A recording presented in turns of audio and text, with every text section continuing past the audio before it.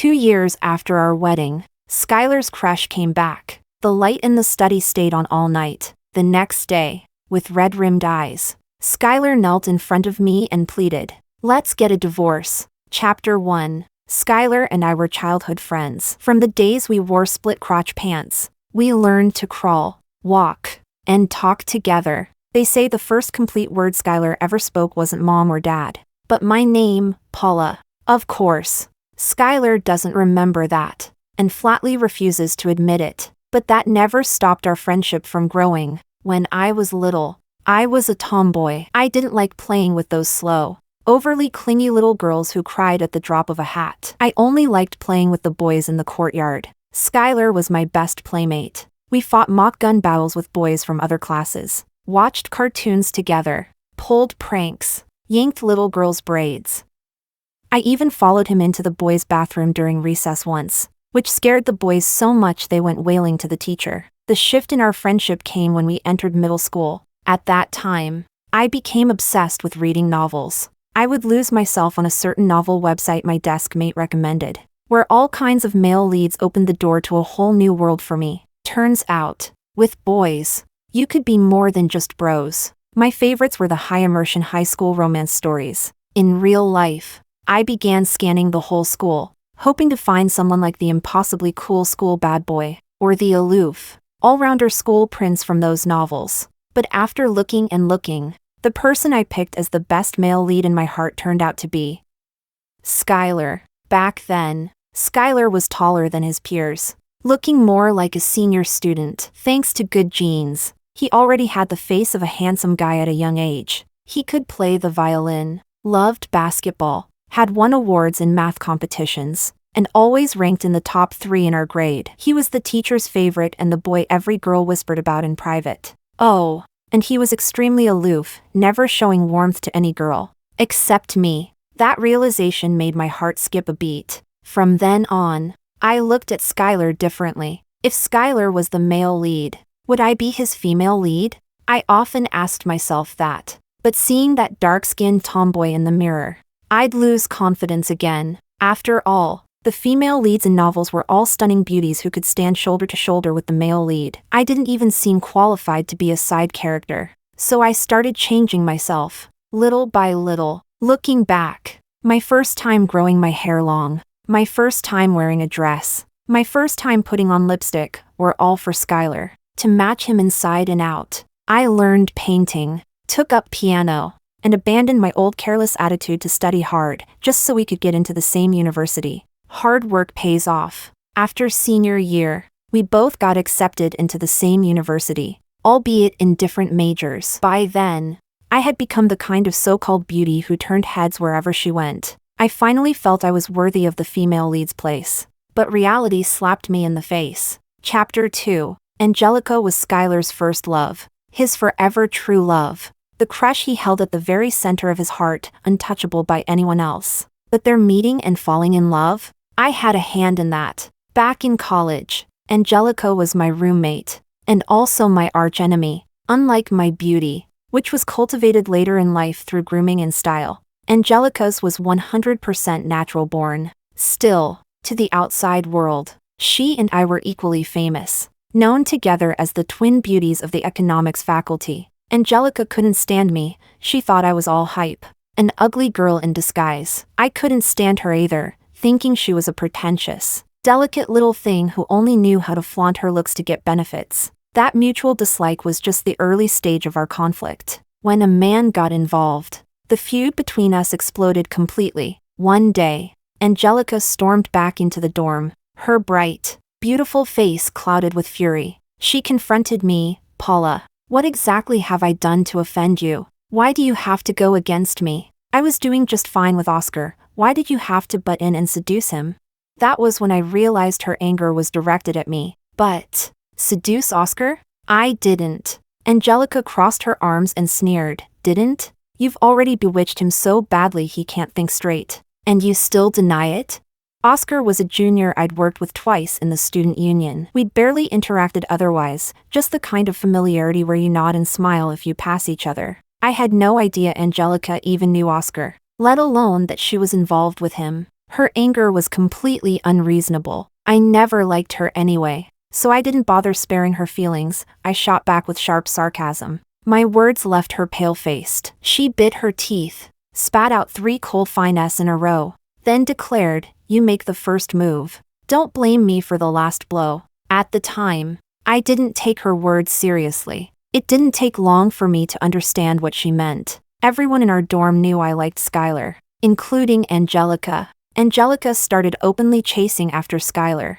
I scoffed. Skyler would never go for a flashy, shallow girl like her. If she wanted to get revenge on me, she was bound to fail. But in the end, I was the one who got slapped in the face. When Skyler showed up holding Angelica's hand, I was completely stunned. Skyler looked a little uneasy, but still said, "Paula, you and Ange are roommates. Please help take care of her from now on." Angelica's face wore a smug smile. I almost wanted to tear that smile apart right there. But seeing their fingers tightly intertwined, I shrank back like a coward. I even forced a smile to bless them.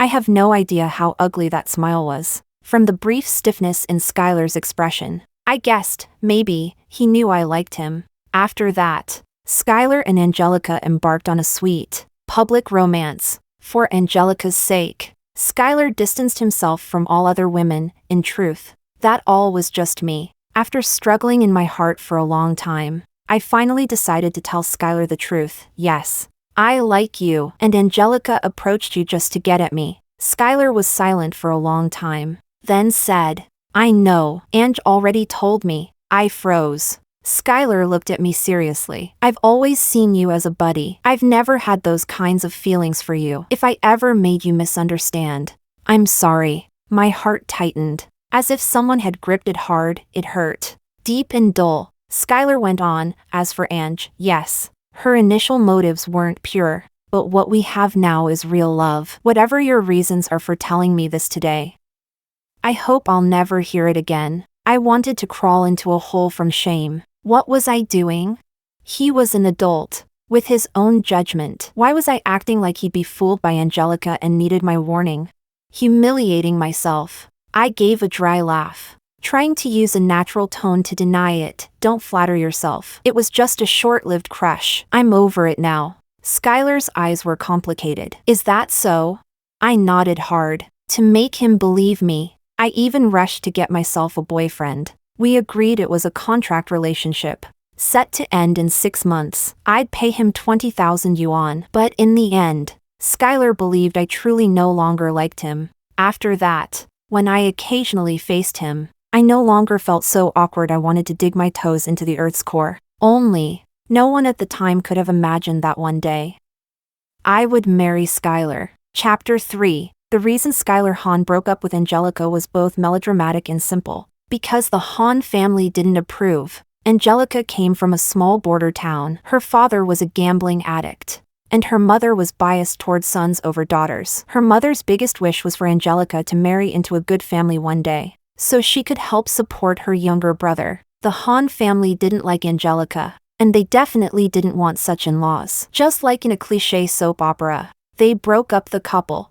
After graduation, Angelica vanished on her own accord, and everyone guessed the Han family must have pulled some strings. No one knew where she went. No matter how much Skyler made a scene at home, he never got any answers. 2 years later, Skyler finally gave up. And then, with the Han family's matchmaking, he married me, the suitable choice. Yes, Skyler married me because I was suitable. Our families knew each other well. We were from the same social class, and Mrs. Han had liked me since I was a child. She always joked about making me her daughter-in-law. On the day he proposed to me, Skyler said, "We don't have love, but we can be the closest family, just like when we were kids." I should have refused, but for some inexplicable reason, I nodded.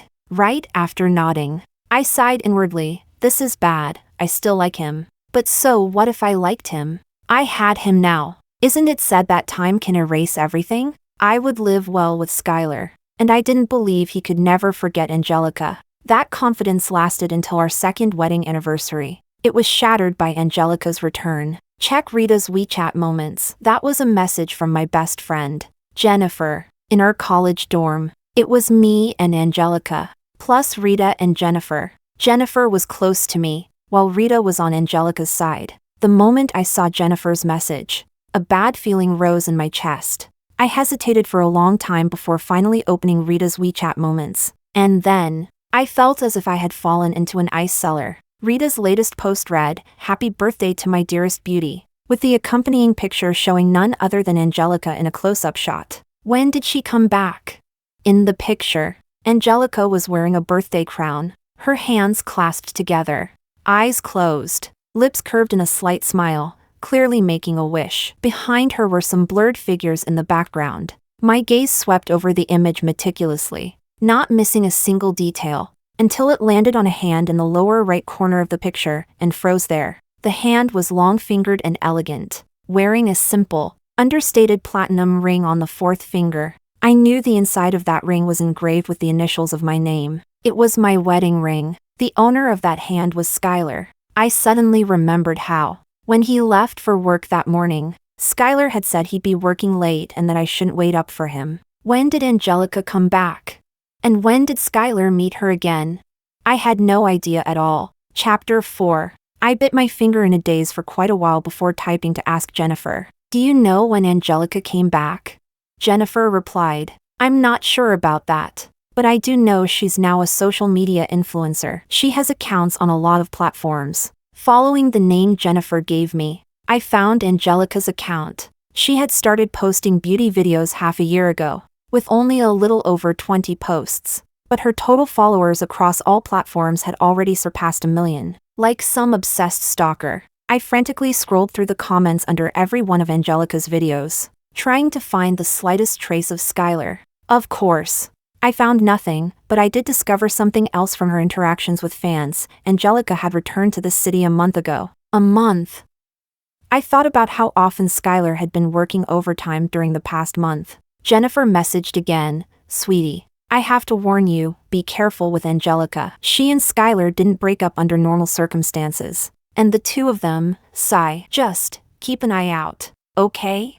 I sent back a playful haha emoji and replied, "Got it." But my heart felt unbearably heavy. Jennifer must have guessed my mood, because she tried to comfort me, but you know, Skyler's treated you pretty well these past 2 years. You really don't need to worry too much. And don't start fights with him, just communicate more. This time, I only replied with, putting down my phone. I looked at the clock. The hands pointed to 11:30 p.m. Skyler had said when he left that he'd definitely be home before midnight. But I'd just seen in the comments under Rita's WeChat moments that she said, "If we're not still partying past midnight, it doesn't even count." My eyes stayed fixed on the clock, watching the seconds tick by. Midnight came, then 1 a.m., then 2 a.m. It was almost 3 a.m. when I finally heard the sound of a car outside. I practically shot up from the sofa and dashed back into the bedroom, burying myself under the covers. After a long while, I felt the bedroom door open. I was so tense I even forgot to breathe. After a pause, the door closed softly again, and the room returned to silence. I slowly pulled back the covers and stared into the pitch-black night. Then, suddenly, my eyes stung. I cried. I, who never cried even as a child after fights, who didn't cry in college when I learned Skyler was with Angelica, at this moment. I just felt so wronged. I stayed awake the entire night. What I didn't know was that the light in the study upstairs stayed on all night as well. The next morning, before stepping out of the bedroom, I had already put on makeup to hide my dark circles, applied lipstick to brighten my face, and even practiced in the mirror a few times to figure out what expression would look natural when I saw Skyler. The moment I opened the door, Skyler was standing there. His eyes were bloodshot, his handsome face unshaven and haggard, still wearing yesterday's clothes, reeking of cigarettes and alcohol. "Paula." Skyler's Adam's apple bobbed a few times. Suddenly, he dropped to his knees, head bowed, and said, "Let's get a divorce." My mind exploded with a boom. I almost fainted. I wanted to ask why, but my mouth felt glued shut and I couldn't get a word out. But why else could it be? Skyler, the golden boy, was actually kneeling before me for Angelica. Chapter 5. Skyler's head snapped up, eyes wide in disbelief. "Pregnant? But we've always..." Before he could finish, I cut him off. I just found out. It's been 6 weeks. I was completely serious. And Skyler knew I wasn't joking. He slumped to the floor in defeat, rubbed his face, then said in a voice so hoarse it was almost unrecognizable, "Paula." I waited for his verdict. "Paula, Paula, honey. I'm sorry. This baby, let's not keep it, okay?" My heart finally sank to rock bottom. I smiled and said, "Okay." Skyler suddenly began to cry, clenching his fists so hard his knuckles went white, pounding them against his head, rambling, "I really can't give her up. I can't. I'm sorry to her. She's suffered so much these past 2 years. I know I'm sorry to you too. But you still have your parents. She has no one. Nothing. Except me." Looking at the man in front of me, it was hard to connect him with the untouchable golden boy from school. Look at him now, love has twisted him into this. The thought passed, and I couldn't help but laugh at myself. Who was I to judge him? I crouched down and patted his shoulder like I used to when we were just buddies. Then, "I'll leave. You two, live your life well together." After saying that, I immediately started packing my things. After living here for 2 years, I didn't have much. 2 large suitcases were enough. Skyler tried to help me, but I refused. "How about," he looked at me guiltily, "I go with you to the hospital, and maybe hire a nutritionist to help you recover?" I still refused. He didn't know what else to say. When I was about to leave, he finally found an opening. "I'll drive you," he said. And before I could respond, he went straight to the garage to get the car. I stood there for quite a while. It was the first time Skyler had ever been so attentive to me. But I didn't take his car. I drove off in the wedding gift my parents had given me, a high-powered SUV that blew exhaust right into Skyler's face. I glanced at him one last time in the rearview mirror. "Goodbye, you bastard." Chapter 6. I didn't go home. Instead, I first settled into my pre-marriage apartment in the city center and then called Jennifer. "What's wrong, sweetie?" I couldn't hold back anymore. I started crying and cursing Skyler as a scumbag, a bastard, a total jerk. Through my sobbing, Jennifer pieced together the whole story and joined me in cursing him. Only when both our voices were hoarse did we take an intermission. Then Jennifer suddenly shot back to life with a scream. "Wait, you said you're pregnant?" I made a muffled sound of acknowledgement. After a long pause, she asked, "Are you planning to keep it?" I laughed. "How do you know me so well?" Jennifer let out a long sigh. "I don't know if I should support you. I'm not you. So I can't make the decision for you. All I can say is, you really need to think this through." My hand rested on my lower abdomen, and I gave a small smile. "Honestly, right now I don't feel anything. I still can't believe there's actually a baby inside me. But he's real, no matter who his father is. I'm his mother. He's my child, my flesh and blood. I've thought about it, and I just can't find a reason not to keep him." Jennifer said, "Once you make up your mind, nothing can pull you back, just like when you ignored your mom's objections and insisted on marrying Skyler." I didn't want to talk about those unhappy things anymore. So I said, "By the way, I actually have something serious I need your help with." "Go on. You're from S City, right? I want you to help me make arrangements with a hospital there." Jennifer sounded shocked. "Don't tell me you're planning to secretly hide away somewhere and have the baby by yourself?" "No choice," I admitted. "My parents definitely won't agree to me keeping this baby, and I'm in no mood to try convincing them right now. I'll just have to deal with them afterward." Another long sigh from Jennifer. "Fine. I'll arrange the hospital for you and also find a reliable maternity nurse. But what are you going to tell your family?" "I've already thought that through." We chatted a bit more before I hung up the phone. That evening, I went home feeling a little uneasy. As expected, my mom greeted me with a barrage of scolding, calling me stupid, useless, accusing me of throwing myself at people only to be humiliated. Halfway through yelling, she started crying. "It's all my fault. I should have stopped you no matter what back then. And now, marrying into their family, you've ended up like this. I just want to beat that bastard Skyler to death." My dad sighed. "The Hahn family came over this afternoon. The moment they stepped inside, they started crying and apologizing to us. Your mom slapped Skyler Hahn twice, but how could 2 slaps ever make up for your pain?" I was a bit worried Skyler might have told them about the baby, so I carefully tested the waters. Did he say anything else? Dad shook his head. Mom glared at me. What do you expect him to say? You're getting a divorce. And tomorrow you two are going to get it done. My daughter's so good. You think you can't find someone better than Skyler? I let out a small breath of relief. Skyler probably didn't want to make himself look even worse. Dad. Mom. I'll go through the paperwork with him tomorrow. They both nodded silently. And after that, I want to go to S City. I won't come back for at least 2 years. My mom's face drained of color. What do you mean? Not coming back? What are you saying? I put on my most heartbroken expression. I just want to live somewhere else for a couple of years. Please. Just let me. My mom burst into tears again. What kind of punishment is this? In the end, they agreed to let me go to S City. The next day, I finalized the divorce with Skyler. He looked like he wanted to say something, but in the end, I walked away without looking back. I stayed with my parents for a few more days, wrapped up my work handovers, and started booking my flight. What I didn't expect was that Angelica would take the initiative to reach out to me. What she didn't expect was that I couldn't care less about talking to her. Jennifer came with me to the airport. She gave me her cousin's phone number and told me to call her if I ever needed anything. We hugged goodbye. The plane roared into the clouds. From B City to S City was a 3-hour flight. I got bored and started flipping through some novels.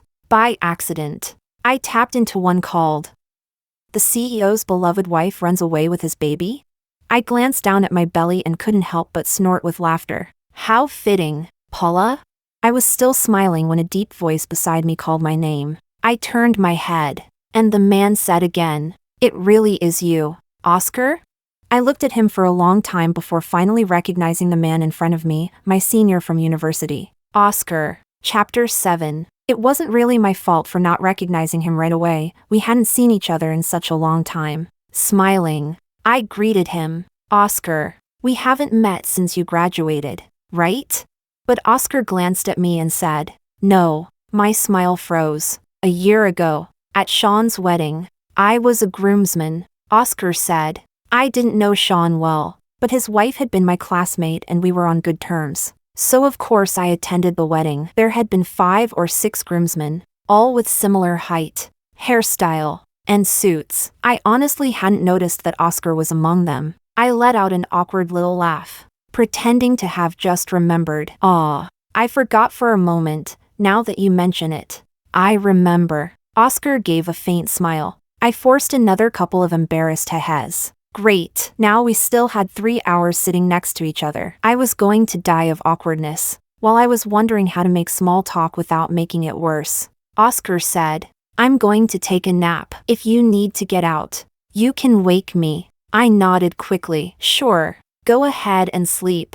Oscar put on an eye mask. I instantly felt relieved and went back to minding my own business. 2 hours later, I needed to use the restroom. Oscar was still lying there asleep, his long legs stretched out and blocking the entire aisle. But since we were in business class, there was plenty of space. If I lifted my foot carefully, I should be able to get past without waking him. Forget it. Better not wake him. I unfastened my seatbelt, stood up, and carefully lifted my foot. Suddenly, the plane lurched. Dear passengers, due to turbulence on our flight path, we are experiencing significant shaking. Please remain seated. Caught off guard, I landed right on Oscar's lap. And because of the turbulence, I bounced twice. Oh God, please just let me die. For a split second my mind went blank. Then I scrambled back to my seat, stammering, sorry. I didn't mean to. But there was no response from the seat beside me. I looked over and saw that Oscar still had his eye mask on. He hadn't woken up at all. Thank goodness. I patted my chest, deeply relieved. When the turbulence passed, I finally went to the restroom, much more carefully this time. But on the way back, I felt a little puzzled. Why did the space seem wider? After sitting down, I compared the space carefully, then glanced at Oscar. Was he awake? Otherwise, why had he moved his legs in? And if he was awake, why pretend to be asleep? When the plane finally landed, Oscar conveniently woke up with a yawn. I was speechless. He checked the time. took a sip of water, and seemed to remember that there was an old acquaintance sitting beside him. Politely, he asked, "Where are you headed? Do you want me to give you a ride?" I quickly waved my hand. "No need. Someone's picking me up." Oscar paused for a moment. "By the way, I heard you married Skyler." "You know Skyler?" "Not very well." I nodded, saying nothing about the fact that we were already divorced. The person who came to pick me up was Jennifer's cousin Lisa. I'd met her before, a graceful, gentle beauty. She took me to the apartment I'd rented. Once I was settled, I called Jennifer and my family to let them know I was safe. While talking to Jennifer, I casually mentioned running into Oscar. Jennifer immediately said, "Angelica once said that Oscar liked you. Do you remember that?" Of course I remembered. Angelica had even used that as part of the reason she chased after Skyler. But I never believed it. Oscar had always been polite and seemingly warm to me. But in reality, he was distant and reserved. Of course, he was that way with everyone else too. So I figured either Angelica had misunderstood, or she deliberately made it up as an excuse to steal Skyler. Jennifer went on. "Oscar was actually the male heartthrob of our economics faculty, but you only had eyes for Skyler, so you never noticed. Our group chat is buzzing right now with gossip about Oscar." Oh, speaking of gossip, he's single now. And apparently, because of work, he'll be stationed in S-City long-term. You two have such fate, why not see where it goes? I laughed. Don't go playing matchmaker like that. If people overheard, I'd die of embarrassment. Besides, I'm a pregnant woman about to give birth. Do you really think this is the right topic, dear? She chuckled. Just kidding. All right. I'll stop. I've got to get back to selling my soul to the capitalist overlords. After hanging up, I stared at the unfamiliar surroundings for a moment before starting to unpack. And so began my solitary life, focused on nurturing my pregnancy. Every morning, I went grocery shopping, then came home to follow cooking tutorials. In my free time, I watched movies, took parenting classes, and strolled by the river at sunset. Sometimes, looking down at my belly, I'd feel a moment of doubt. Why was I bringing this child into the world? Was it fair to have a baby who'd grow up without a father? But the first time the baby kicked inside me, my resolve solidified instantly. Maybe one day, my child would thank me for bringing them into this world. Or maybe they'd resent me for not giving them a complete family. But no matter what, I'd tell them, "Mommy loves you. And Grandma and Grandpa love you too. You might have some missing pieces in your life, but you can still have many wonderful things." While I lived quietly in S-City, the Hahn family back in B-City was in chaos. Angelica wanted to marry into the Hahn family, but the Hahn family refused outright. Their opposition was even stronger than it had been years ago. Mrs. Hahn declared that if Skyler dared to marry Angelica, she'd jump off a building. Skyler had no choice but to put the matter on hold. Angelica looked at him in disappointment. "So you're just going to compromise like that? You really believe her when she says she'll jump? What else am I supposed to do? What if she actually does?" Skyler sounded irritated, his tone sharper than usual. Angelica's eyes widened in disbelief. When had Skyler ever been impatient with her? After a long silence, she finally said, "It's not like I have to marry you. I have my own career and income now. Even if my body's damaged and no one else would want me, I can still support myself." She thought that after saying this, Skyler would, as always, hold her in his arms and comfort her tenderly. But he didn't move at all. After a moment, he even stood up and headed for the door. "I'm going home tonight, to spend some time with my mom." It wasn't until he reached the doorway that Angelica called out, "Skyler." He stopped. "You're not going home to be with your mom, you're avoiding me, aren't you?" "Why would I avoid you?" "Skyler." Angelica stared straight at him. "Do you realize how strange you've been lately? You space out when we eat. You space out when we walk. And even when we sleep together, you turn your back to me. Tell me, why is that?" Skyler didn't turn around, and he didn't answer. Angelica's tone suddenly softened. "I know, because of me. You divorced Paula and made her get rid of the baby. You feel guilty. I feel guilty too. I'm vain, and maybe a little selfish, but I'm not that bad. I never wanted to hurt anyone." But her tears began to fall in big drops. her expression both stubborn and fragile. Fate is just playing with the three of us. What can we do? If anyone's to blame, it's me for being so stubborn back then, for leaving you because I felt I wasn't whole anymore. Or maybe it's my fault for not being able to let you go, for meeting you again. Skyler's voice was low and hoarse. If it's an old wound, why keep reopening it? Don't bring this up again. The door slammed shut with a bang. The echo seemed to linger in the empty house for a long time before fading away. Angelica bit her pale lips, suddenly gripped by the uneasy feeling that Skyler was slipping out of her control. Chapter 8. I learned about the Hahn family situation from my mom. She spat in disgust. I'm just waiting to see their family fall apart. Her spit nearly landed on my face. Yes, my mom was sitting right across from me, and I was sitting there with a belly that was already starting to show. The baby, Skyler had told her. According to my mom, one day Skyler got drunk, came to our house, and knelt on the floor crying and sniveling. In his rambling, he spilled the truth about the baby. His tone carried no small amount of regret. My mom didn't even want to look at him. She kicked him out and warned the Hahn family to keep their son away. If he dared show up again, she'd meet him with a stick. Unexpectedly, when she saw me, she didn't explode in anger the way I imagined. Instead, she calmly said, "If you've decided to have it, then have it." She told me a lot more about Skyler. For example, his company had previously relied on a project secured through my uncle, but it had fallen through. Skyler was now bogged down in petty family squabbles, and within his company morale was collapsing and danger was everywhere. For example, my family had completely severed ties with the Hahn family. Skyler's disgraceful actions had become the talk of our entire neighborhood. The Hahn parents hardly went out except for work, and wherever Skyler went, people gave him strange looks. And for example, in order to persuade the Hahn parents to accept her, Angelica had revealed the real reason she left back then. It turned out that her departure had nothing to do with anything the Hahn family did. In their senior year of college, Angelica's younger brother was diagnosed with uremia and needed a kidney transplant. After waiting in the hospital for half a year without finding a donor, Angelica's parents, unwilling to see their son suffer, asked her, whose match was compatible, to donate her kidney. Angelica had grown up being told, "When you grow up, you must take care of your younger brother. You can suffer, but he can't be wronged in the slightest." Even though she didn't want to, she couldn't withstand her parents' constant pleading. After losing a kidney, Angelica looked at the ugly scar on her body and developed deep self-consciousness. She felt she was no longer healthy or whole, and therefore unworthy of Skyler. That was why she left without a word. I was shocked that there were parents like Angelica's in this world. My mom, however, scoffed. She says she left because she felt inferior, so she's not inferior anymore now that she's back.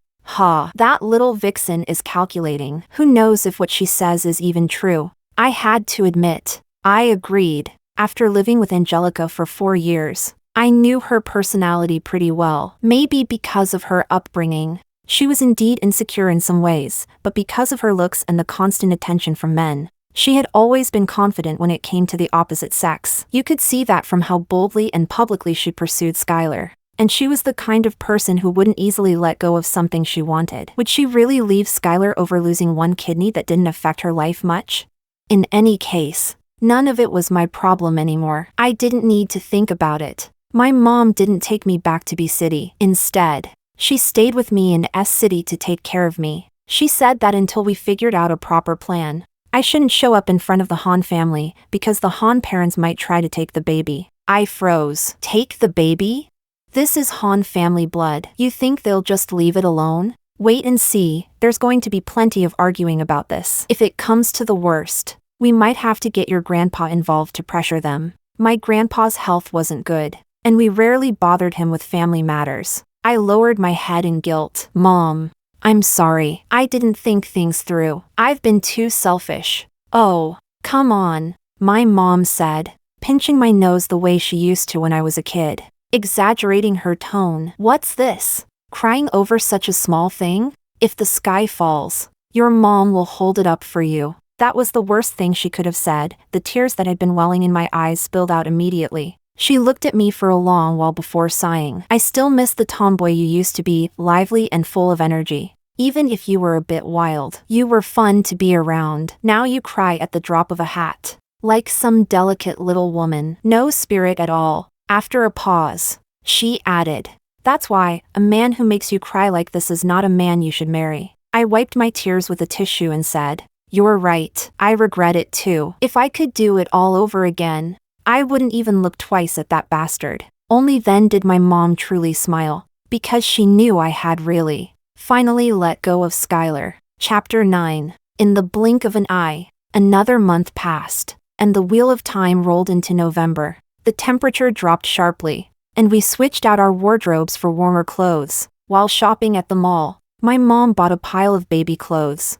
saying that by this time next year the baby would be able to wear them. I was about to tease her with a laugh when I got a call from Jennifer. The first thing out of her mouth was, "You're trending on Douyin." Huh?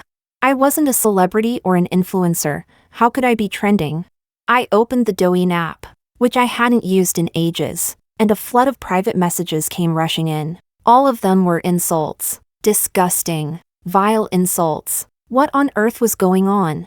I scrolled through the trending list but couldn't find my name anywhere. Jennifer said, "Check the one near the bottom of the trending list, the topic that says vicious, manipulative, pretentious, coquette." The post came from a relationship blogger, with a submission from an anonymous person that started with, "I have a friend." The story, I only had to read halfway before I knew. The vicious, manipulative, pretentious coquette in the story was me, and the one who submitted it was Rita, though my gut told me that Angelica was behind it. The details were far too precise, things no outsider could have known. My blood pressure spiked as I read. In this version of events, I became the so-called childhood sweetheart who had schemed her way between her and Skyler, subtly sabotaging their relationship and causing them to argue constantly. Angelica didn't pin the breakup on me. She actually told the truth about why they split. Of course, that only brought her another wave of sympathy in the comments. But according to her story, once they broke up,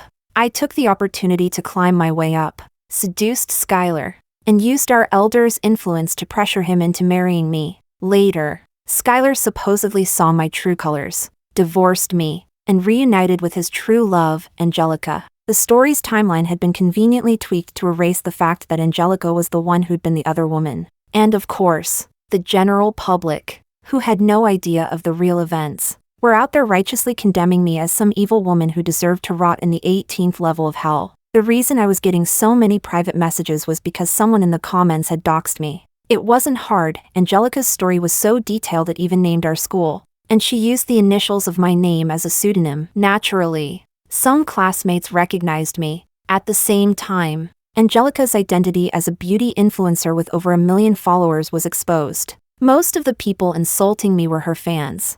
I closed Douyin and calmly finished shopping with my mom. When we got home, I rewrote Angelica's story, corrected the timeline, added missing details, and attached several screenshots I'd found on Skyler's phone before the divorce. Proof of his rental property that matched exactly with the time Angelica had returned to B-City. I also included photos from Rita's WeChat moments where Angelica appeared, each showing traces of Skyler in the background. I labeled every photo with the date and location. After organizing everything, I posted it on my own Douyin account, then had a big-name influencer repost it. The story quickly blew up. The evidence was undeniable. Angelica's identity as the other woman was nailed down, although a handful of brainless fans with rose-tinted glasses still defended her, calling me an opportunistic manipulator who swooped in to steal someone's boyfriend. The majority of gossip-hungry netizens stopped attacking me, but I was puzzled by orchestrating this wave of online abuse against me. What exactly did Angelica gain? Just a homewrecker label? It didn't take long for me to figure it out. The internet is a strange place, because Angelica, a small-time influencer, had made the trending list twice in a row. She actually got more popular after the scolding over her being the other woman faded. What came instead were comments praising her stunning beauty. One influencer even posted a 9-photo collage of Angelica, captioned, "Say what you will, but with this face." I have to admit, she outshines a lot of the current trending starlets. The top comment underneath read, "I've seen her in person, and the original wife too." Comparing the two, well, let's just say, I don't blame the guy. My photos? A quick search showed that there really were 2 photos of me circulating online, my graduation shots in cap and gown. I had no idea where they'd leaked from. In the end, Angelica got both infamy and more followers. She must have achieved exactly what she wanted. I, however, was not so happy about it. I rested my hand on my belly and, in the end, decided to contact my cousin on my uncle's side. I asked him to find out where Angelica had gone and what she had done after she suddenly left back then. Chapter 10. Worried that the online abuse might have affected my mood. Jennifer made a special trip from B City to S City over the weekend to see me. It was only after she saw I was fine that she relaxed. These days, Skyler's been driving me crazy, she said. I asked evenly, "What does he want from you?" Jennifer gave me a look, then said, "I think he's guessed you didn't actually get rid of the baby. He says he wants to see you every day. He waits for me outside my office building, asking for your address." I thought about it, maybe my mom's movements had given something away. I said, "Ignore him." "I've been ignoring him," Jennifer replied, "but he keeps showing up. He's unshaven, reeks of cigarettes. My coworkers are starting to think I've got some creepy stalker after me. If he comes again, call the police, report him for harassment." That's what I was planning to do. She hesitated, then asked, "Do you think Skyler's regretting things and wants to get back with you?" "That Angelica.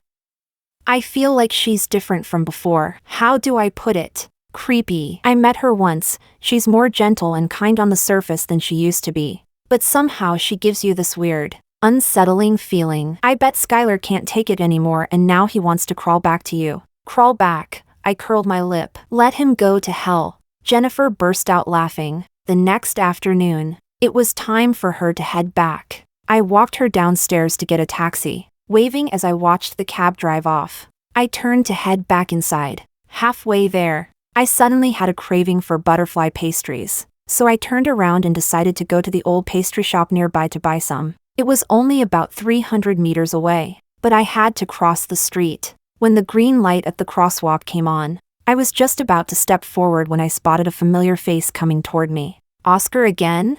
Could I pretend not to see him? Should I squat down to tie my shoe? Before I could decide, my eyes met his. I forced an awkward grin, but then, in an instant, Oscar's expression shifted from utterly calm to sheer shock. With a shout of "Damn it!" my body was suddenly flung through the air, as if I'd slammed into something hard. Pain spread from my head to my toes. Through my blurred vision, I saw Oscar running toward me, his voice calling Paula over and over, scattered like smoke in my fading consciousness. And then, I fell completely into darkness. Chapter 11. Even before my mind fully cleared, it was as if I already knew I had lost something. The baby was gone. My mom tried to comfort me. "This is fate. That child just wasn't meant to be with us. Thankfully, even though you were almost 6 months along, your body didn't suffer too much damage." I stayed silent, digging my nails hard into my palm. This wasn't fate. It was man-made. I asked, "What exactly happened?" "The investigation results are in." I followed the voice and realized Oscar was standing nearby. He walked over and said, "The man who hit you with the electric scooter is named Bruno, 25 years old, unemployed for 2 years, living with his parents. He spends most of his time watching short videos and live streams. In the past 6 months, he's become obsessed with a streamer called Lily Angel. Lily Angel was Angelica's online alias." Hearing that, there was nothing more I needed to guess. Oscar continued. "Bruno confessed without hesitation. He said that while crossing the street, he recognized you, and in a fit of anger, wanting to defend his favorite streamer, he drove his scooter straight into you. You were knocked into a roadside trash bin, resulting in a mild concussion, moderate bruising on your waist and thigh, and worst of all, you miscarried." My mom clenched her teeth. "He'll pay the price for this." Oscar nodded. "If you need legal assistance, I can help." My mom gave a polite nod. "Thank you for the offer, but I appreciate it enough as it is." Oscar didn't say more, but his gaze on me was complicated. He opened his mouth as if to say something, but was interrupted by a noisy commotion. It had been half a day since the incident. My dad had finally gotten the news and rushed over. To my surprise, the Han family had come too. My mom frowned and started shooing them away. Go, go, go, what are you doing here? Haven't you already caused enough misery for my daughter?"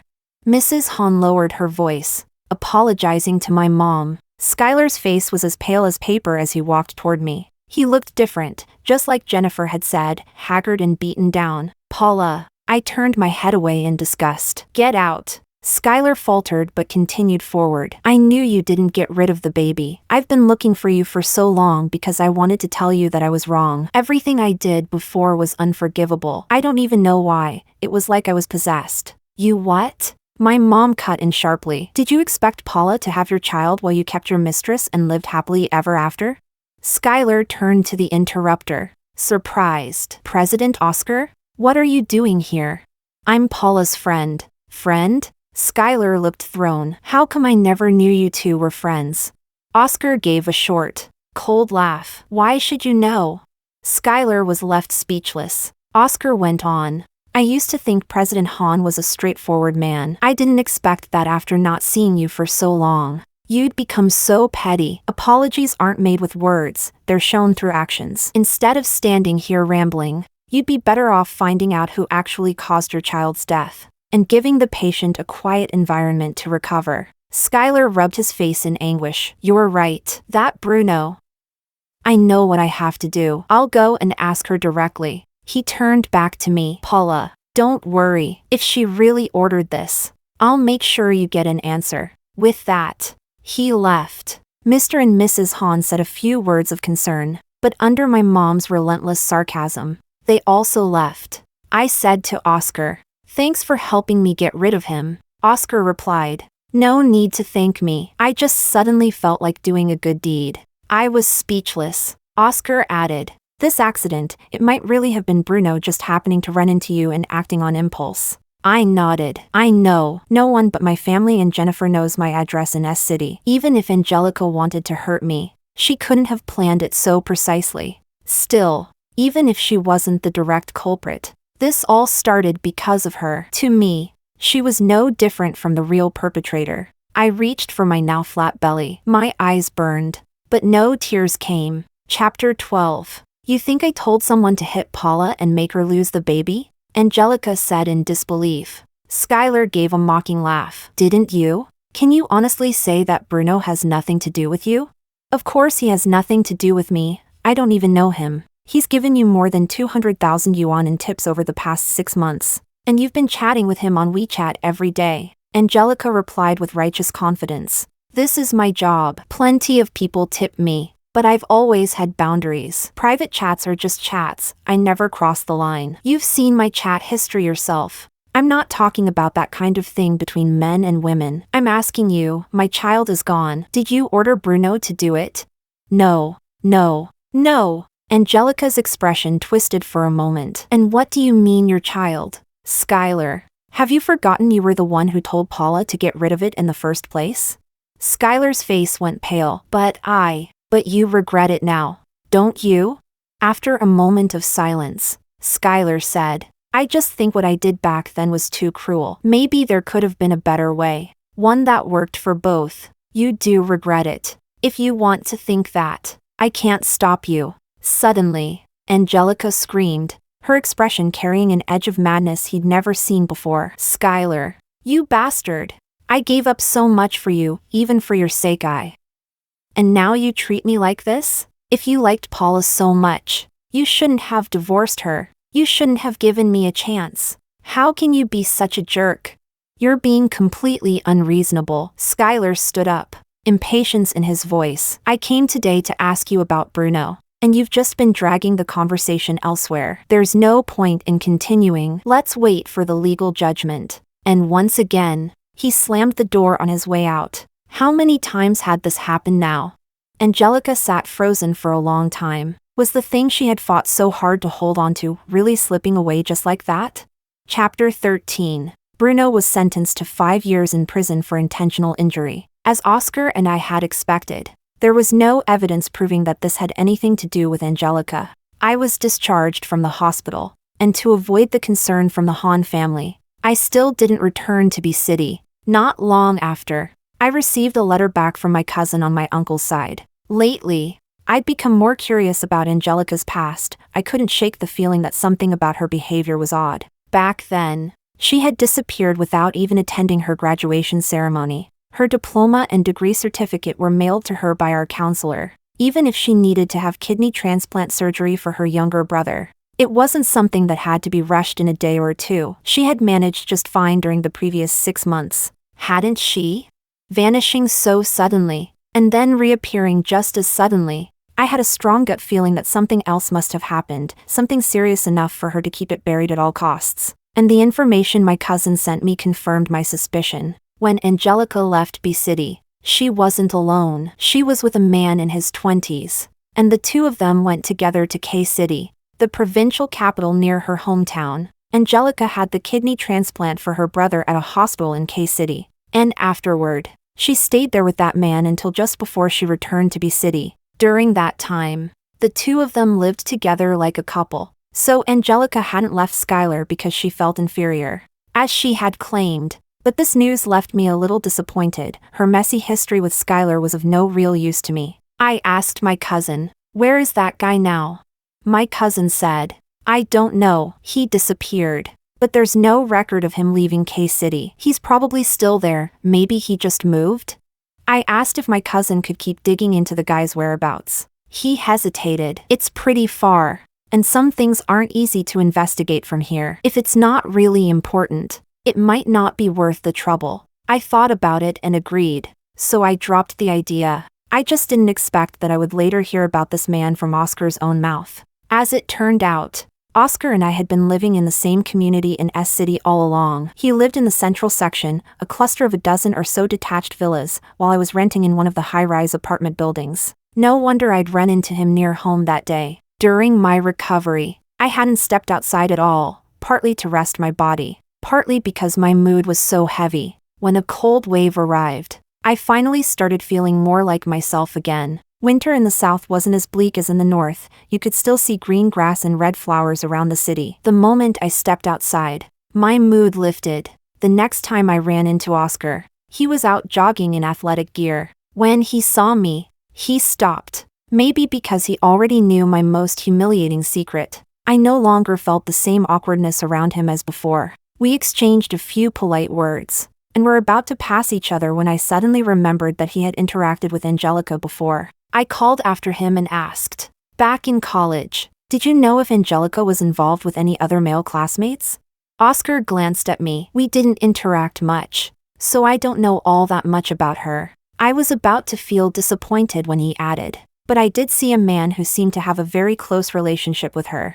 Oscar had me sit on a bench by the road and told me the story. "In your sophomore year, Angelica pestered me for a while. Not long after, a guy came to see me. He said he was Angelica's middle school classmate. His name was Orson. The two of them had been together since way back. But after middle school he dropped out and started working. He and Angelica ended up on completely different paths. He paid for her high school and college tuition, as well as her living expenses. And Angelica promised she would marry him after graduating from college. In college, Angelica always dressed well, and each semester she could buy a dozen handbags, each costing several thousand yuan, luxuries her birth family couldn't and wouldn't pay for. Before she got together with Skyler, there had already been rumors among our classmates that Angelica was being kept by someone. And now, the mystery was finally solved. Oscar went on, "The reason Orson came to find me was to beg me to break up with Angelica. He thought we were in a relationship. After that, I found an excuse to completely kill her interest and cut off all contact.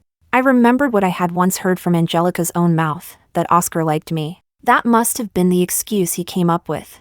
I looked at the side of Oscar's face and finally felt completely at ease. "Senior, so what happened after that?" Oscar turned to look at me as well. He was smiling, but the corners of his mouth were turned down, and his tone carried a teasing edge. "So you finally remember that I'm your senior. Before this, your attitude toward me was colder than the way you treated the old security guard at school." I gave a couple of dry laughs and pressed on. "So what happened later? Do you still remember what that guy looked like?" There was no later. The guy never showed up again. As for what he looked like, I remember it very clearly: long hair, dark skin, not very tall. The most distinctive thing about him was that he was missing the thumb on his right hand. I committed that detail to memory. Could this man be the one who lived with Angelica in K City? Was her sudden departure back then because she didn't want Skyler to find out about his existence? And when she returned to B City, was it because she had already dealt with him? I thanked Oscar and promised that I'd treat him to a meal sometime, but plans couldn't keep up with changes before I had the chance to treat him. I was already back in B City. Mrs. Han had suffered a stroke. My mom sighed, even though just hearing the name Han makes my skin crawl now. Mrs. Han, she's a pitiful woman too. When she was young, she worked hard, while Skyler was spoiled by his grandmother like a little prince at home. And now, in her later years, she's hit with all this trouble. In the end, she's always treated you well. You should go see her. I asked. So how did she have a stroke? She fell near her home. By the time someone found her, she couldn't even speak. I nodded silently. Since there was no point in staying in S City anymore, I decided to just move back. Before leaving, I sent Oscar a message explaining the situation. When you come to B City, I'll definitely treat you to that meal. He didn't reply. I figured he must be busy and didn't think much of it. Chapter 14. At the hospital in B City, I saw Mrs. Han. She was lying on the bed, her mouth and eyes crooked from the stroke, unable to speak. When she saw me, she became visibly emotional, making constant ee sounds. For some reason, I could somehow understand her meaning. Those sounds were her saying she regretted it. Regretted letting me marry Skyler. I held her hand, smiled, and said, "It's all in the past." A tear welled up at the corner of her eye. "Paula." I turned my head. Skyler had arrived, and Angelica was with him. Mrs. Han suddenly became agitated again, her gaze slanting toward Angelica, her mouth seemingly trying to spit at her but failing due to her stiff tongue. I used a tissue to wipe the spit from the corners of her mouth. Skyler immediately took over. "I'll do it." I stood up. "Then I'll be going." "Paula." Skyler called after me. "Your health, you're all right now, aren't you?" I looked at Angelica and smiled. "I'm fine." Angelica's smile bloomed just as brightly. "That's good, actually. I've been feeling really guilty too. Who could have known that Bruno would do something so extreme?"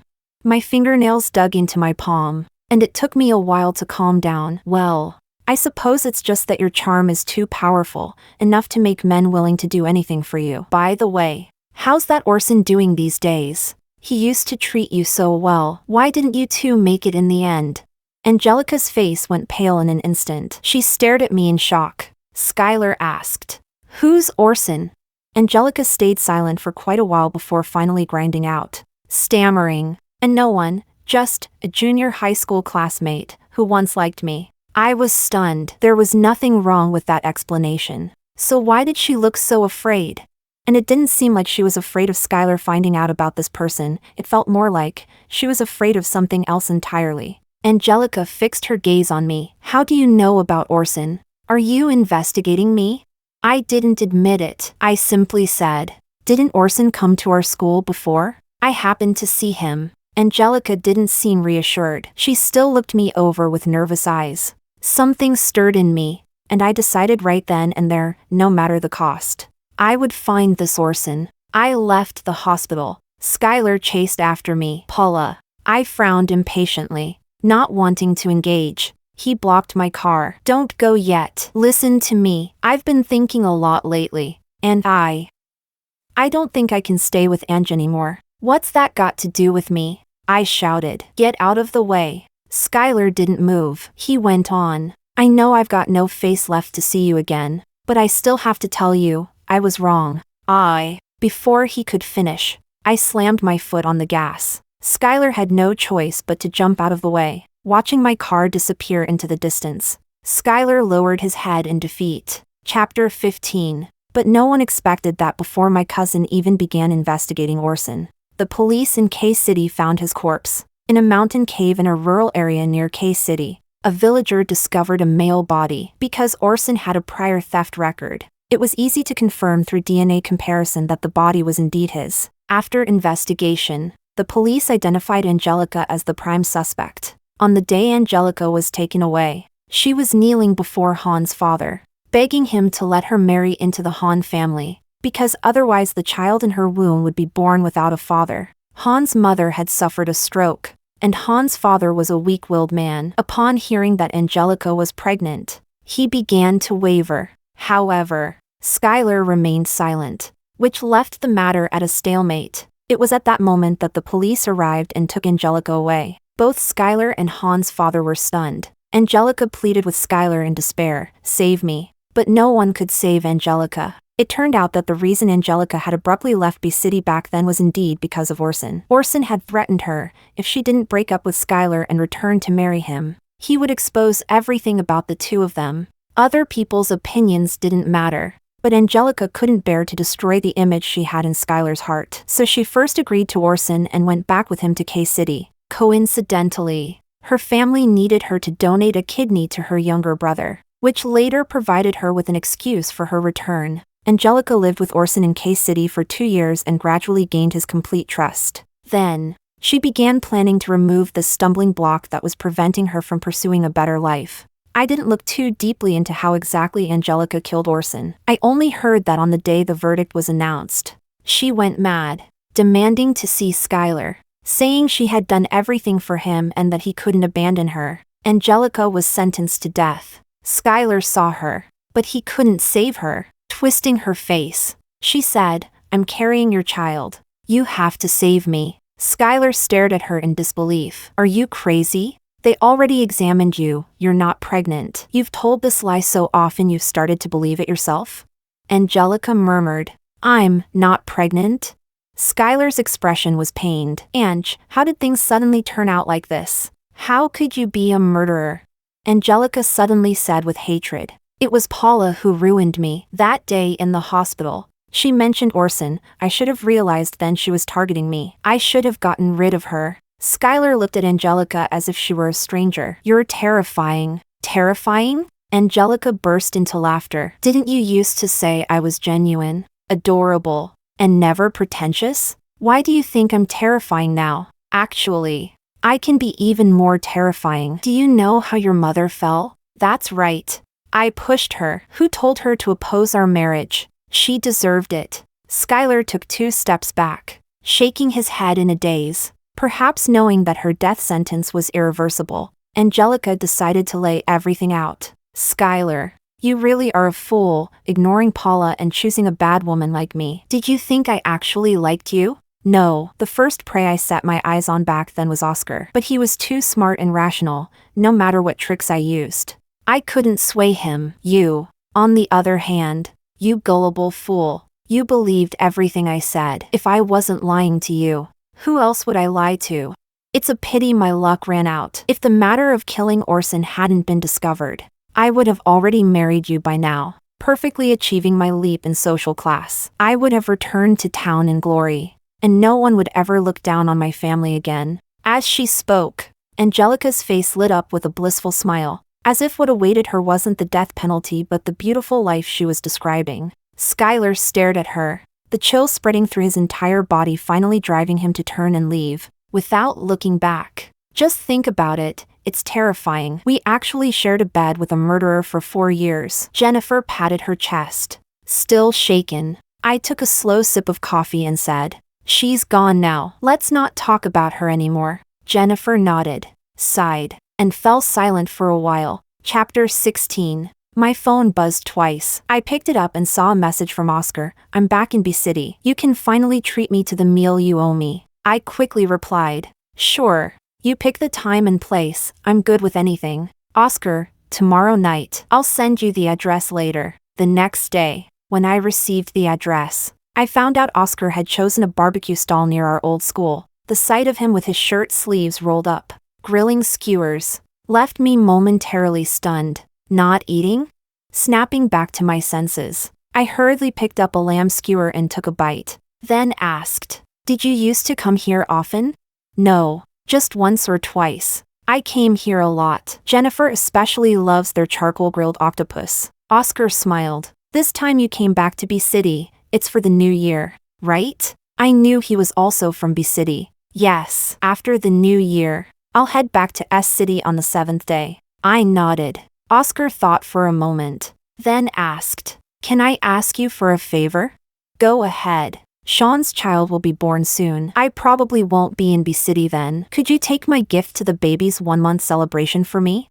I agreed without hesitation. No problem, leave it to me. Oscar looked at me and suddenly smiled. You seem much better now, more like your old self. I smiled too. I can't stay buried in sadness and misfortune forever. If I did, I might as well not live at all. Oscar went to the front counter, took 2 cans of beer from the cooler, opened them, and handed me one. Then he raised his can to a future filled only with good things for you. I lightly tapped his can. Same to you. The bitterness of the beer slowly turned into sweetness on my tongue. Maybe it was Oscar's blessing that worked. My mood became sunnier with each passing day. The sky looked bluer, the grass greener. I didn't go back to my old government job. Instead, I started scouting locations and preparing to open a cafe. I began a brand new life. Chapter 17. The next time I saw Skyler was on the 29th day of the 12th lunar month. I had gone back to my parents' home and ran into him in the courtyard. He was dressed in a perfectly tailored suit, his expression stern and cold. I remembered that a month ago, Han's father had come to me, saying that Skyler had locked himself inside the house we had lived in after getting married, not coming out for 2 whole days and nights. When Han's father finally broke in, Skyler was lying drunk on the floor, calling my name over and over. Han's father had wanted me to go talk to him, worried that if he kept drinking like that, he'd end up with alcohol poisoning. I refused. Han's father didn't press the matter. He just let out a long sigh and left. Now, a month later, looking at Skyler, it seemed as though he had recovered. But the moment he saw me, the stern mask on his face cracked. In his eyes flashed a tangle of emotions: sadness, guilt, regret. Regret? What could he possibly regret? What right did he have to regret anything? I acted as if I hadn't seen him and brushed past him. It wasn't until I stepped inside the house that I felt the searing gaze on my back finally disappear. The notification tone for a new message chimed on my phone. Oscar, I've got the gift ready. When should I bring it to you? I thought for a moment. The 3rd day of the new year. Oscar, all right. To your place? I sent him my address. Let me know when you're here. I'll come to the door to get it. Oscar, okay. Oscar wasn't much of a talker, unless there was something specific to discuss. We usually didn't chat on WeChat, but today, he was uncharacteristically talkative and started telling me about his family. It's so annoying. I'm not even 30 yet, but my whole family keeps saying I'm a man past prime marriage age and are pressuring me to get married. I pictured the proud and aloof Oscar surrounded by a swarm of aunts and uncles nagging him about marriage, and the corner of my lips curled up. Just bear with it. They only get the chance to nag you a few days a year during the new year anyway. Oscar, no. Even when I'm in S-City, my parents won't give up on calling me to pressure me into finding a girlfriend. Maybe it was the familiar, casual way he said it, but I suddenly felt a spark of curiosity. I heard you once had a girlfriend you were almost engaged to. How come it didn't work out? On his side, the typing indicator lingered for quite a while. Just as I began to regret asking something so personal, Oscar sent a long reply, detailing his relationship history. After graduation, I had 2 girlfriends. The first one, we dated for half a year. She said she wanted to go abroad to pursue her dream of becoming a supermodel and asked if I could wait for her. I thought about it and decided there were too many uncertainties, so I refused. We talked it over and broke up peacefully. The second one, we dated for a year. We had even met each other's parents and were preparing for marriage. But right before the wedding, we both discovered certain flaws in the other that we couldn't tolerate and couldn't change. So, again, we broke up peacefully. I was speechless. Oscar, anything else you want to know? Me, no. Later that night, after taking a shower and lying in bed, I pulled up the conversation again. A strange feeling suddenly washed over me, as if something had flashed across my mind, yet my subconscious kept telling me it was impossible. Chapter 18. Oscar came over early in the morning on the 3rd day of the new year. I crawled out of bed, quickly washed up, threw on a long down coat, wrapped a scarf around myself, and stepped out looking like a walking bear, to avoid giving people something to gossip about. I specifically told Oscar to park his car at a corner about 800 meters from the entrance to our compound. The snow hadn't melted yet, and a thin layer of ice coated the road. I walked carefully, which slowed me down. I don't know if Oscar got tired of waiting, but he got out of the car and started walking toward me. I waved to greet him but didn't watch my step. My foot slipped, and I landed hard on my backside. My period was coming in a couple of days, and my stomach had already been aching faintly with that sudden impact. The pain nearly brought tears to my eyes. "You okay?" Oscar hurried over and pulled me up, but my footing was unsteady, and with all my bulky layers making me clumsy, I slipped forward again. Luckily, Oscar's arm kept me from planting face first into the icy ground. My thank you was cut off by a voice. "What are you two doing?" Skyler was standing not far away, staring at us in disbelief. What are you doing?" I frowned. What was with that caught-in-the-act expression on his face? Oscar's arm, still in front of my chest, shifted to pull me closer, and I fell into a warm embrace. Above my head came his steady, matter-of-fact voice. "Is there a problem? Paula's ex-husband?"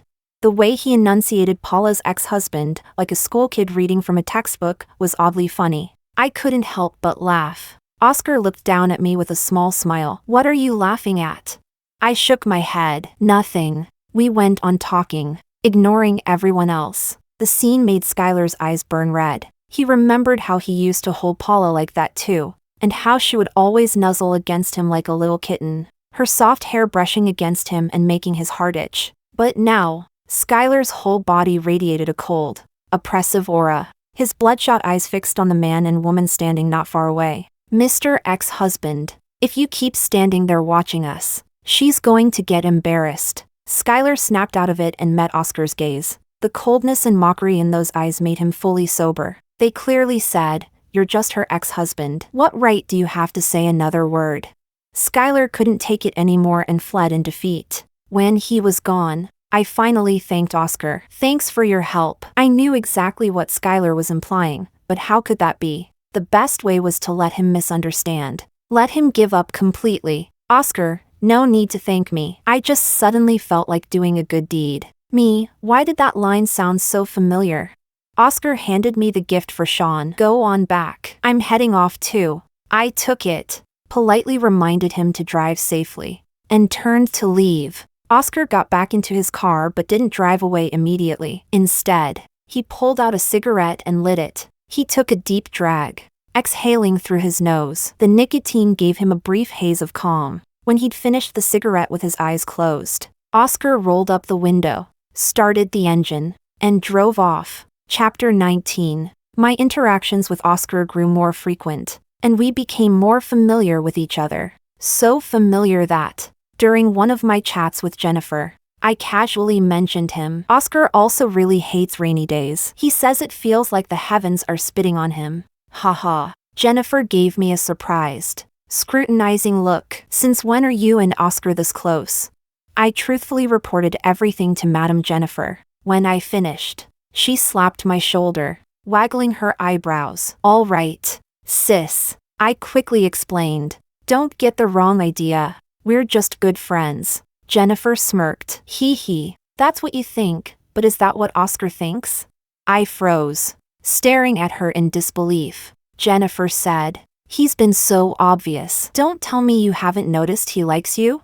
I almost spat out my coffee. Jennifer went on. "Oscar's known as a high mountain flower, untouchable. I've never seen him take the initiative with any woman. Don't you realize he's always the one making the first move with you?" Come to think of it, that was true. Jennifer continued. "You'd better think it over. If you're interested, keep going. If not, it's best to pull away early. Don't waste his time." Her words shook me more than I expected. I racked my brain, replaying all my interactions with Oscar, and reached a conclusion that I still didn't quite dare believe. But it seemed true. I panicked a little. What should I do? Does he really like me? Has he always liked me? But my heart is already in pieces. I'm not worthy of his affection. I thought about it for days and finally decided to distance myself from Oscar. I gradually stopped replying to his messages and began turning down the little favors he asked. Oscar seemed to understand, but instead of cutting off contact completely, as I had expected, he came all the way from S City to see me. I brewed him a cup of coffee myself and handed it to him. Avoiding his gaze, he said, "Sit down. I have something to say." After a moment's hesitation, I did as he asked. "Do you remember a text I sent you a month before graduation?" I shook my head blankly. I never got one. Oscar looked surprised for a second, then chuckled and shook his head. So you never received it? I tried to recall. I've always had the habit of deleting messages, and I get tons of spam every day. Maybe I deleted it by accident, Oscar said. Then I guess it was fate. I lowered my head and didn't ask what the message had said, but Oscar volunteered. At the time, I wanted to meet with you and confess my feelings, but when you didn't reply, I took it as a pretty clear answer. I looked up in surprise. I hadn't expected him to say it so directly. The corners of his lips lifted slightly. What? You couldn't tell I liked you? I was at a loss. I didn't know if he meant he liked me back then, liked me now, or had liked me all along. Paula, I'm not someone who puts love first. After I graduated, I buried my feelings for you. I told you I've been in 2 relationships, which means I've liked other people besides you. I'm not the man you imagine, someone who's been silently waiting for you and giving you all his affection. Flushing, I protested. I never thought that. Whether you did or not, I had to say this. It's easy to fall for a woman you once liked but never had. So now, I've started liking you again. What about you? When he said this, his face was as calm and composed as ever, more like a business negotiation than a confession. It was only when I shook my head that a crack appeared in his expression, and it was gone so quickly it might have been my imagination. And so, Oscar and I returned to a state of mutual non-interference. Our old chat logs still lay quietly there, a reminder of the days we'd enjoyed each other's company. I let my fingers linger on the screen for a long time before finally pressing down and deleting them. Chapter 20. I began trying to fill my days with as many tasks as possible, just to keep my time completely occupied. An old classmate reached out to me. She was now the head of a poverty alleviation charity, and after hearing that I'd opened a cafe, she asked if I could help sell coffee for farmers in Y Province. I agreed without hesitation, but still insisted on visiting the area myself first. I needed to ensure the quality. I boarded a plane to Y Province. After landing, it took nearly another 10 hours by car before I reached my destination. The locals welcomed me warmly, and after 2 days of inspections, I decided to purchase their coffee beans. Everything went smoothly until the life and death experience that followed. The night before I was supposed to leave, an earthquake struck. At midnight, when most people were fast asleep, a magnitude 6 quake buried countless lives, including me. The small-town hotel was 5 stories high. I was staying on the 4th floor. By the time I was jolted awake, the building was shaking so violently I could barely stand. I didn't even realize it was an earthquake at first, just thought the building was shoddy construction. And in my head, I cursed the contractor. Unable to walk steadily, I quickly chose to hide in the corner of the bathroom. Looking back, I'm amazed at how calm I was in that moment. The building collapsed. Dust rained down all around me. I curled myself up tightly, bracing for concrete or steel to crush me. Maybe I was lucky, what I feared never happened. I found myself in a tiny space. My arms and legs couldn't fully stretch out, but I wasn't pinned down. I began to wait for rescue. It felt like a long time had passed. My stomach was so empty I felt weak all over. My lips cracked from dryness. Slowly, my eyelids grew heavier, and I wanted to sleep. Just before my eyes shut completely, an image appeared in my mind. My parents, their hair now snow white, supporting each other as they walked, their backs lonely and frail. Was this what would happen after I died? The image shifted. I saw a younger, vibrant version of myself, sitting with Oscar in a barbecue shop. He was gazing at me with deep affection, telling me he liked me, asking if I would be his girlfriend. I'd never seen Oscar so openly emotional before. Did I say yes? I didn't know, because the image faded quickly. I unconsciously licked my lips, struggling to swallow. So thirsty, so tired. Paula, where are you? I thought I heard Oscar's voice. Was it an illusion? He didn't sound calm enough, so unlike him. Paula, can you hear me? Why was Skyler's voice here too? I was about to die. Why couldn't he leave me alone?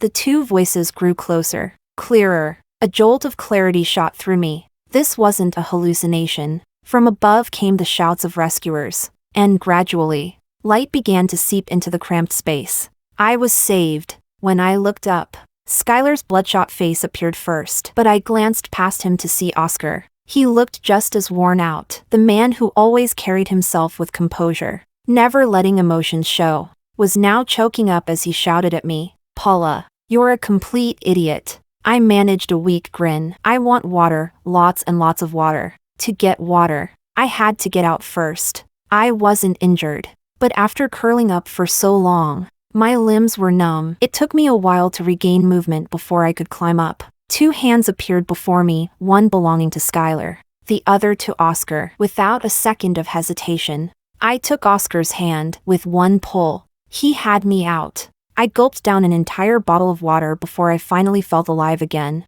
Then Oscar pulled me into a tight embrace. I didn't pull away. Slowly, I returned the hug. His body stiffened. Then he couldn't help pressing a kiss to my forehead. Neither of us noticed that Skyler had quietly walked away. Chapter 21. A year later, I married Oscar. We hadn't planned on getting married so soon, but our relationship had been unexpectedly harmonious. And naturally, it progressed to marriage. Oscar's parents were open-minded people who truly welcomed me as part of their family. Our wedding wasn't grand, fewer than 10 tables of guests. On the day of the wedding, the first snow of the year began to fall. I was immersed in happiness, unaware that Skyler had been standing outside the hotel where the ceremony was held for a long time. Large snowflakes landed on his thin frame, gradually turning him into a snow-covered figure, drawing curious glances from passers-by. No one knew how long he stood there before he finally moved. Snow slid from his shoulders, and a suppressed cough escaped his throat.